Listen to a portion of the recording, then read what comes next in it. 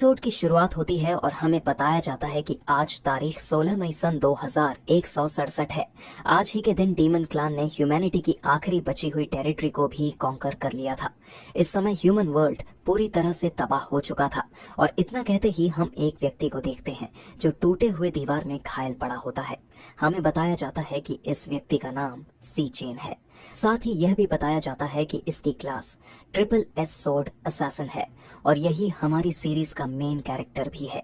इसके बाद सीचन बताता है कि आज से 7 साल पहले कई डीमन किंग्स अचानक हमारे वर्ल्ड में आ गए थे और इस समय उसके सामने जो डीमन खड़ा है वह कोई और नहीं बल्कि डीमन किंग ग्लूटन है। अगर इस डीमन किंग की बात करें तो इसी ने डीमन क्लैन को लीड किया था और ह्यूमैनिटी को पूरी तरह क्रश कर दिया था। इसकी पावर हर तरफ फैल चुकी थी। सीचन के इतना कहते ही डीमन किंग ग्लटन उसकी तरफ देखता है। उसकी आंखों में एक कोल्ड क्रूअल्टी होती है और वह हैवी वॉइस में कहता है कि क्या सच में तुम्हारे जैसा इंसान ह्यूमैनिटी की आखिरी उम्मीद बनने के लायक है।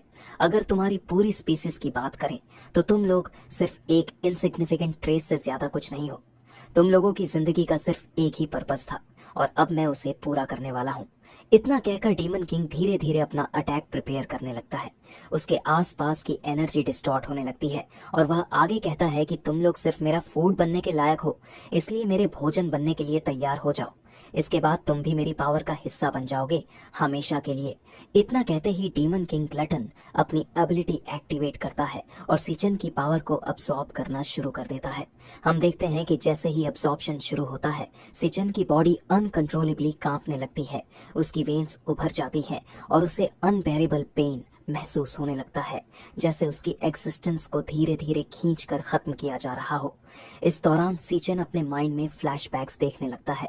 वह सोचता है कि मेरी लिटिल सिस्टर, मेरे कॉमरेड्स और मेरे मास्टर, जिनकी मैं हमेशा चिंता करता था और जिनसे मैं डीपली प्यार करता था, उन सभी को इन मॉन्स्टर्स ने ब्रूटली मार दिया।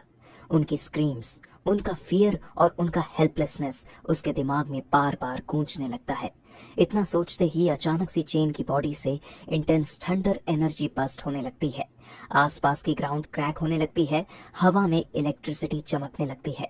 वह पेन के बावजूद चिल्लाते हुए कहता है कि अगर मैं यहाँ मरने वाला हूँ तो मैं तुम्हें अपने साथ लेकर जाऊंगा। इतना कहते ही सीचन अपनी ट्रिपल क्लास की अल्टीमेट स्किल एक्टिवेट करता है जिसका नाम टर्मिनस आर्स है। जैसे ही वह इस स्किल को अनलीश करता है उसकी बॉडी से ब्लाइंडिंग लाइट निकलने लगती है जो पूरे बैटलफील्ड को इल्यूमिनेट कर देती है। ये पावर इतनी इंटेंस होती है कि खुद डीमन किंग भी शॉक्ड हो जाता है। अब डीमन किंग ग्लटन अपनी बॉडी को मूव भी नहीं कर पाता और सरप्राइज में कहता है कि ये क्या हो रहा है, मैं अपनी बॉडी को मूव क्यों नहीं कर पा रहा। उसकी वॉइस में पहली बार फियर की हल्की झलक दिखाई देती है। इसके बाद हम देखते हैं कि सिचन की बॉडी धीरे धीरे क्रैक होने लगती है, जैसे वह खुद अपनी ही पावर के प्रेशर को सहन नहीं कर पा रहा हो। उसकी स्किन टूटने लगती है, लाइट उसके अंदर से बाहर फूटने लगती है और उसका एग्जिस्टेंस धीरे धीरे डिसॉल्व होने लगता है। सिचन अपने माइंड में अंतिम बार सोचता है कि मेरी लिटिल सिस्टर, मेरे मास्टर और मॉम एंड डैड, मैं आप सबसे जल्द मिलने वाला हूँ। मुझे माफ कर देना, मैं आप लोगों को प्रोटेक्ट नहीं कर पाया क्योंकि मैं इतना पावरफुल नहीं था, लेकिन अब मैं आप लोगों के पास आ रहा हूँ।